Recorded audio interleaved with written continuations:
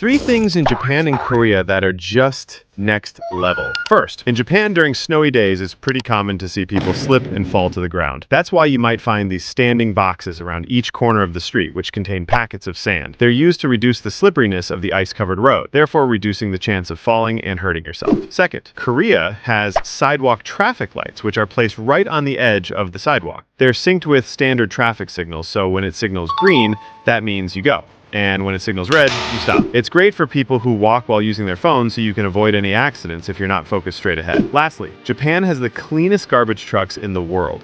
In most countries, garbage trucks are noisy, smelly, and something you try to avoid. But in Japan, they're often spotless, polished, and even brightly colored. This is because in Japanese culture, they have respect for resources and cleanliness, so the trucks are washed every day. Why does Japan love capybaras? They even have capybara-themed cafes, where you can eat alongside capybaras and also buy little carrots to feed them and pet them how much ever you like. One reason is that capybaras are famously laid-back and social animals, and their calmness resonates with the Japanese cultural admiration for peace and serenity. Capybaras are often seen soaking in hot springs during the winter, where you almost feel jealous looking at how relaxed they are. So if you want a capybara, make sure to subscribe.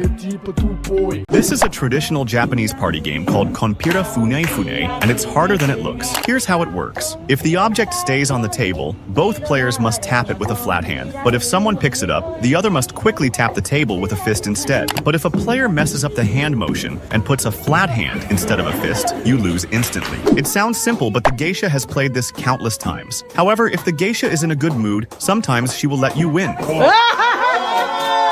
If you walk around Fukushima in Japan, you might just stumble across an old man named Mitani-san and his pet, Bon-chan, a 26-year-old African spurred tortoise. What makes this so fascinating is that despite their size, African spurred tortoises are surprisingly full of energy. They can walk for hours every day without needing a break, which probably explains why Bon-chan enjoys his daily walks through the neighborhood. If you're lucky, Mr. Mitani will let you pet Bon-chan. Do you guys want a pet like this? Places that exist only in Japan and not in the US. First, in the hidden mountains of Japan, there's a place where hundreds of foxes roam freely. It's called the Zao Fox Village, and it's home to over 100 foxes of different breeds. In Japanese folklore, foxes, or kitsune, are believed to have magical powers, like shapeshifting or guarding shrines. That's why people here see them not just as animals, but as symbols of luck and mystery. Visitors can stroll through the village, watch foxes interact naturally, and even hand feed them, but only from safe spots, because these guys are still wild animals. Next, this is the Cup Noodle Museum,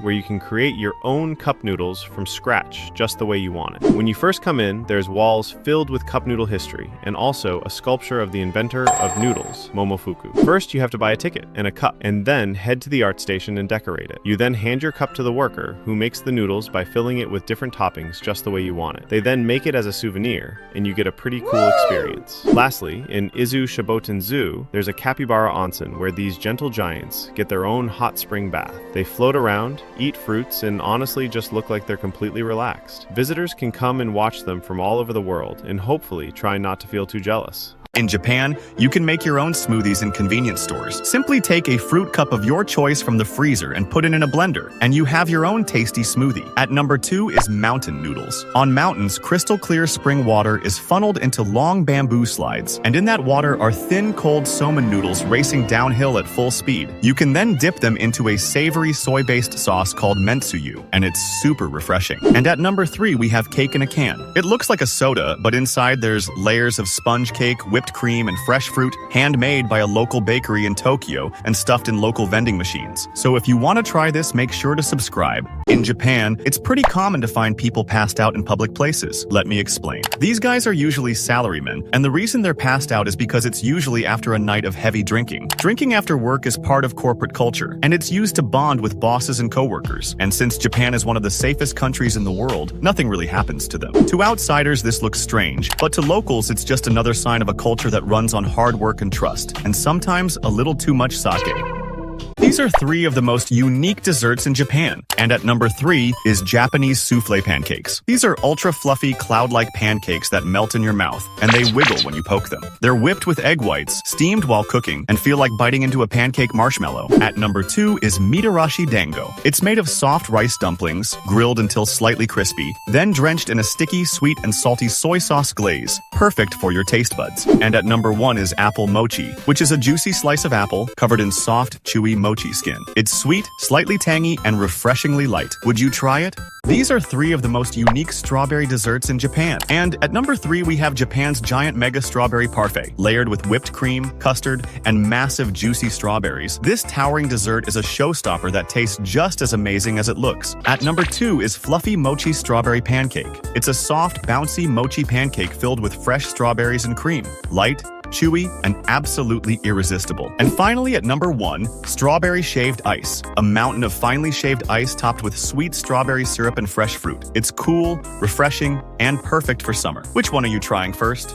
First, in Japan, before you get onto your flight, they have this station where you can grab some baggage covers so that you can put your personal bags in them, so that when you have to put your bag underneath the seat, it doesn't touch any of that musty ground. And you know, planes are one of the dirtiest places ever. I really wish they could do this in every country. Next, at Japanese libraries, before you borrow a book, you can drop it into a sanitizing station. It uses UV light and air to clean off dust and kill germs in seconds. And it makes you wonder why we're all still borrowing dirty books. And lastly, every holiday season, Japan has these limited edition Coke bottles where you can peel the label, revealing the shiny holiday paper. And with a tug of a string, it turns into a bow, making it look like a present. It's really fun to make an ordinary drink look festive for yourself, or to share with your loved ones. Do you have this in your country? This is the scariest town in Japan. It's called Fukusaki, and it's the birthplace of Kunio Yanagita, considered the father of Japanese folklore studies. All around town, you'll see statues of yokai, which are supernatural creatures peeking from bushes, climbing out of canals, or hiding behind the walls. And when night falls, locals say you can hear their mysterious sounds, which is pretty spooky. Even the benches are shaped like these legendary figures, making the whole town a unique attraction. They also hold yokai festivals, where locals and tourists wear yokai costumes and parade through the streets. So hit that subscribe button if you're brave enough to explore the land of yokai. In Japan, when you buy a book, they wrap it in paper right at the register. They do this because they respect your privacy, so if you're reading something personal, no one is judging you. It even keeps the book clean. Next, in Japan, baggage scales are flat on the ground, so you don't have to lift your heavy suitcases like they do in normal airports. Next, there are bottles where you can drink jelly instead of water. It's called mizuyoken, and it's water, but with a jelly texture. And it's a lifesaver for seniors and hospital patients who have trouble swallowing regular liquids. In Japan, they have moving platforms to create a smooth, step-free entry into the train. It's specially designed for wheelchair users and those with mobility issues, proving that Japan puts its people first. Next, Japan has refrigerators that open both ways instead of only from one side, which is better for easy access. You can't open it from both sides at the same time though. And at last, this is a coin holder that keeps every Japanese coin perfectly organized, so you don't have trouble searching for a specific coin.